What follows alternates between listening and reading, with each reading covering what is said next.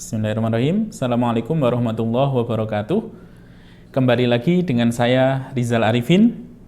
Nah, kali ini kita akan membahas tentang permainan yang lain, yaitu permainan lompat tali.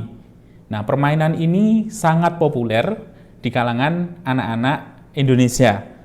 Nah, ternyata selain di Indonesia, permainan ini juga sangat digemari oleh anak-anak di Jepang. Nah, mereka menyebutnya dengan nawatobi. Ada dua jenis permainan lompat tali di Indonesia, yaitu yang pertama melompati tali karet dengan ketinggian tertentu, dan yang kedua adalah melompat pada tali karet yang diputar. Nah, dua jenis permainan tadi untuk selanjutnya kita sebut dengan lompat tali dan semprengan. Nah, kita coba gali apa sains dari kedua permainan lompat tali tadi. Yang pertama adalah permainan lompat tali. Nah, dalam permainan lompat tali ini menggunakan karet gelang ya yang diikat antara satu karet dengan karet yang lain. Nah, karet ini dia bersifat elastis. Apa itu elastis? Elastis itu artinya sebuah benda ketika dia berubah bentuk, ya karena diberikan suatu tarikan atau tekanan, maka setelah tarikan atau tekanan tersebut dilepaskan, benda tersebut akan bisa kembali ke bentuknya semula. Nah, seperti contoh ini ada tali karet. Nah, tali karet ini saya tarik, saya regangkan. Nah, kemudian di sini dia berubah panjangnya, ya. Kemudian saya lepaskan, dia akan kembali ke bentuknya semula. Nah, ini disebut sebagai elastis, benda yang termasuk benda yang elastis.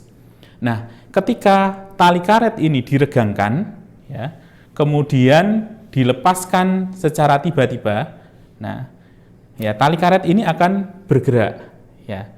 Artinya ketika diregangkan di sini ada energi potensial elastis. Nah, kemudian ketika dia dilepaskan satu sisinya, ya, maka energi potensial elastik tersebut diubah menjadi energi kinetik. Itu. Nah, kemudian permainan yang kedua adalah semprengan.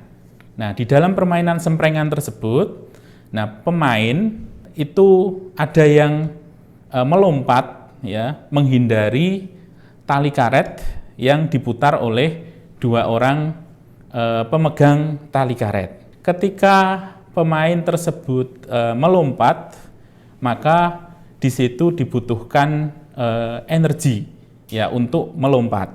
Nah, energi itu didapatkan dari mana? Energi itu didapatkan dari makanan yang dikonsumsi oleh pemain tersebut, itu ya. Biasanya setelah bermain lompat tali, itu pemain merasa kelelahan, lapar, kemudian merasa haus juga, ya. Kenapa itu terjadi? Karena banyak energi yang digunakan dalam kegiatan fisik melompat pemain tersebut, ya. Jadi dari makanan itu kemudian masuk ke mulut, kemudian masuk ke kerongkongan, nah kemudian masuk ke lambung, nah kemudian melewati usus halus. Nah, di situ di usus halus itu ada penyerapan energi makanan, nah untuk digunakan beraktivitas sehari-hari maupun juga untuk disimpan sebagai cadangan energi dalam bentuk lemak. Nah, ketika digunakan untuk aktivitas fisik yang berat, maka banyak energi yang dipakai. Nah, sehingga dari situ ketika tubuh kekurangan energi, maka akan mengirimkan sinyal ke otak, nah, untuk memberikan kode kepada tubuh bahwa tubuh kekurangan energi dan muncullah rasa lapar dan rasa lelah. Nah, untuk kembali mengisi energi yang baru. Nah, Demikian juga ketika biasanya kita beraktivitas, itu akan muncul atau keluar banyak keringat. Ya, tubuh kita akan berkeringat. Nah, keringat itu dikeluarkan untuk mendinginkan suhu tubuh, ya, mendinginkan suhu tubuh setelah beraktivitas. Di situ ada proses metabolisme sebagaimana mesin kendaraan biasanya ketika kita gunakan dalam jangka waktu yang lama, di situ akan temperaturnya meningkat, semakin panas. Nah, di situ perlu didinginkan. Nah, untuk pendinginan di dalam tubuh, di tubuh kita itu digunakan biasanya keringat. Jadi tubuh mengeluarkan cairan keringat itu diambil dari cairan tubuh. Nah, ketika banyak keringat yang dikeluarkan, maka cairan tubuh itu akan banyak yang hilang. Nah, sehingga tubuh akan mengirimkan sinyal atau tanda bahwa tubuh kekurangan cairan dengan munculnya rasa haus. Nah, itu adalah beberapa penjelasan tentang sains dari permainan lompat tali. Terima kasih. Sekian dari saya. Assalamualaikum warahmatullahi wabarakatuh.